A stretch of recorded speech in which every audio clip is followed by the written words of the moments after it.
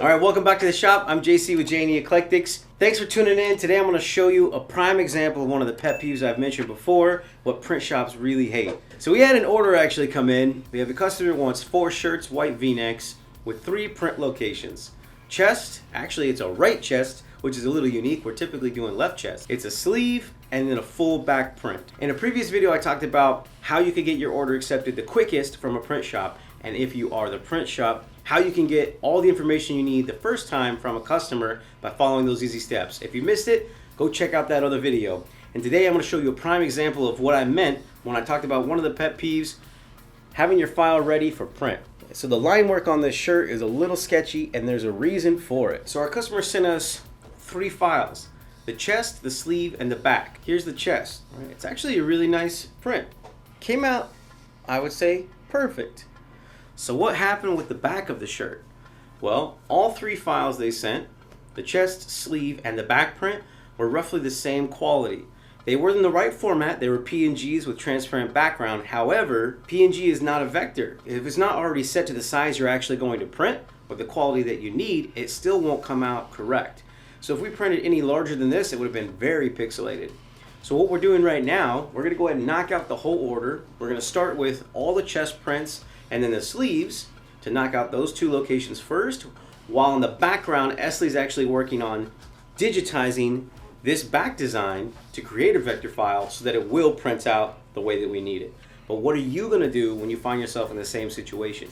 What if you're the print shop? You're going to tell the customer, I'm sorry, we can't print that. So if you're the print shop, you're probably running tests just like we do. And before we actually printed the image, we could see that it wasn't going to be the right quality.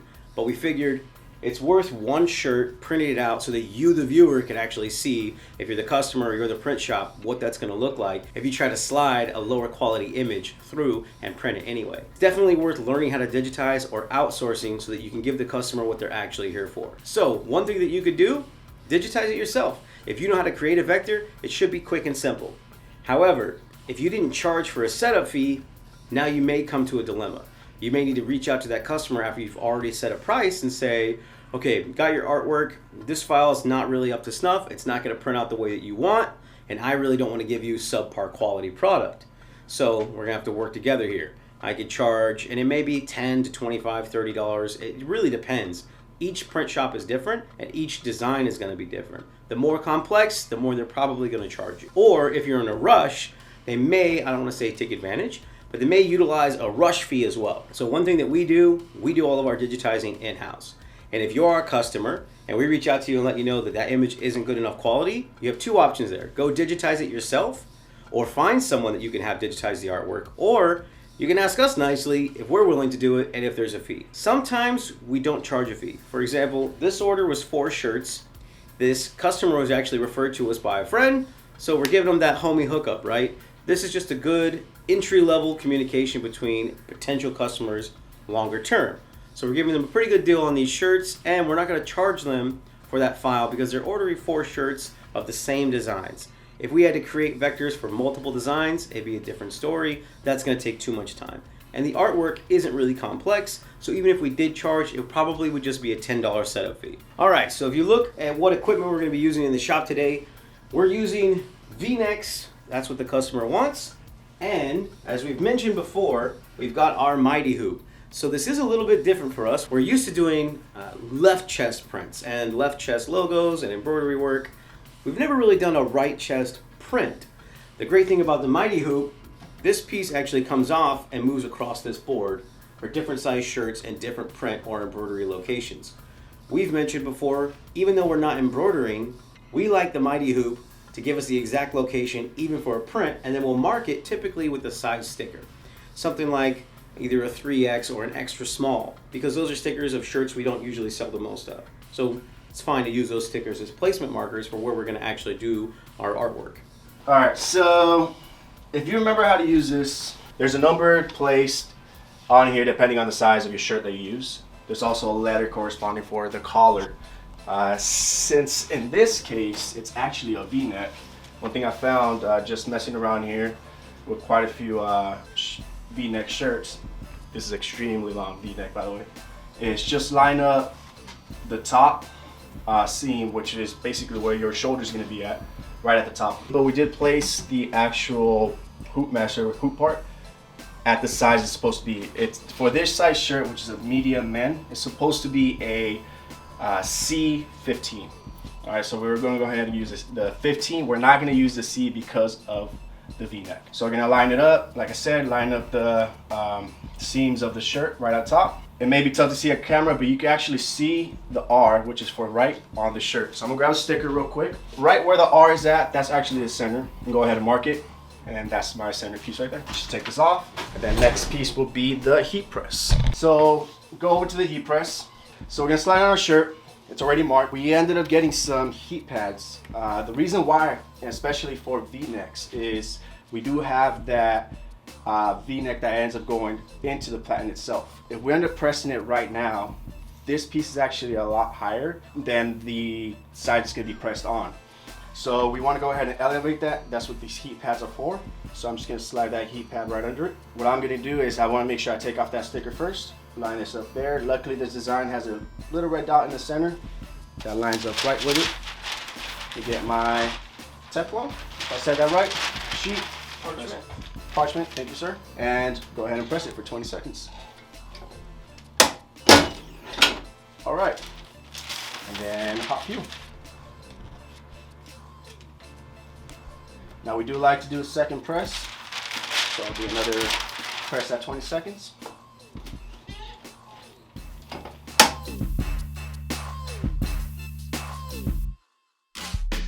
Oh, lighting's a little bit bad, but that's the placement there. Next piece is actually going to be the left sleeve, which we're actually going to save that for the end. And we're going to do a back piece as well, which we're going to do that next. So what you doing? You font hunting over there? Font hunting, yep. Trying to see if I find it free. If not. So what's the issue? You can't find her font right now? Yep. So her font actually looks like it's custom font, which I found one that's pretty similar to it. But that's the one I'm trying to find right now. See if I can get it for free first. Obviously free is always best. If not, then I may have to come to purchasing or find a different type of font. Have you ever had font issues like that? Where you can't find the font? Yep. Or what do you do? So we'll reach out, either one or two things. Depending on what price range we ended up with digitizing, I'll either make it myself or just reach out to the customer and show them a really close matchup to that. Generally, you can find a really good matchup that's almost identical, but sometimes the customer wants it exactly as is.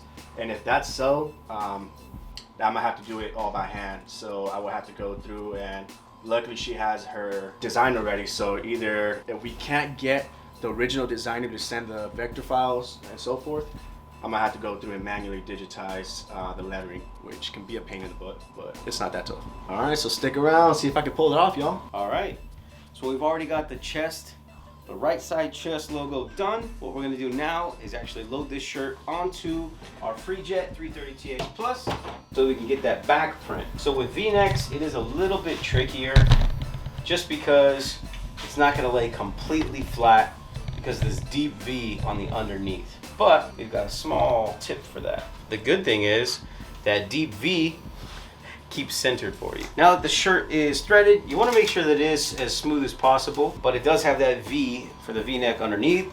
We are going to auto level. And it should adjust, but you're gonna see a little bit of a stutter.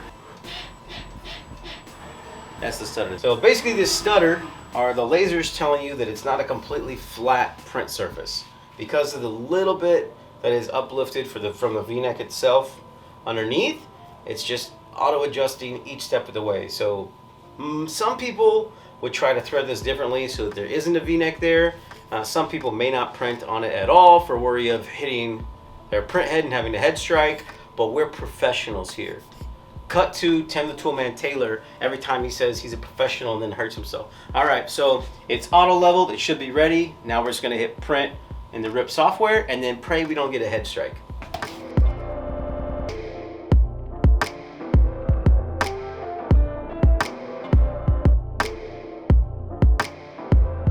All right, so the print is done. We're gonna take this straight over to the heat press, thread it on. So we wanna make sure that the shirt doesn't fold in on itself because that ink is wet.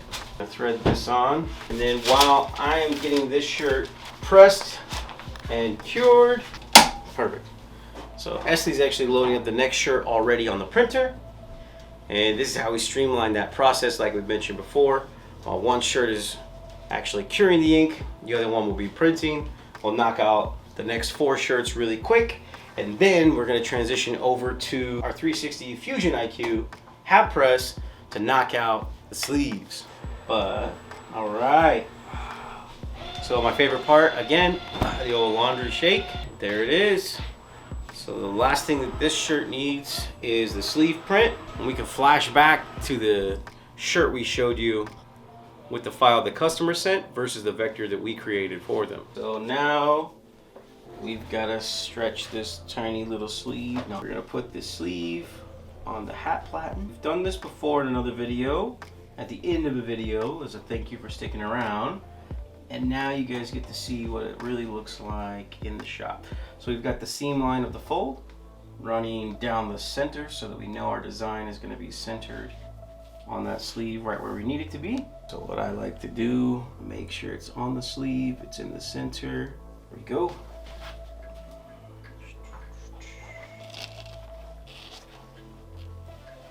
Lay that right over the top.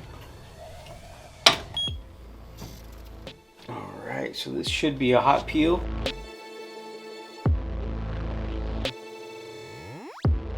Alright guys, that's it. We've got the chest, the sleeve, and the back print, and they are done. Well, this one is done. 2 or 3 of them are done. We got a couple more. So shout out to Jose Martinez for putting in this order. If you guys want to get a shout out or get some sweet merch from us, you already know the details. Hit us up at jneeclectics.com or JE_eclectics on Instagram or right here in the comments of this video. We also want to shout out OKY NYC from our homie Oscar Rodriguez. Thanks for the order. Make sure you smash the like button, subscribe to this channel, hit that notification bell so you can see the sweet content that we're putting out. And thank you guys for the love. We'll catch you in the next one.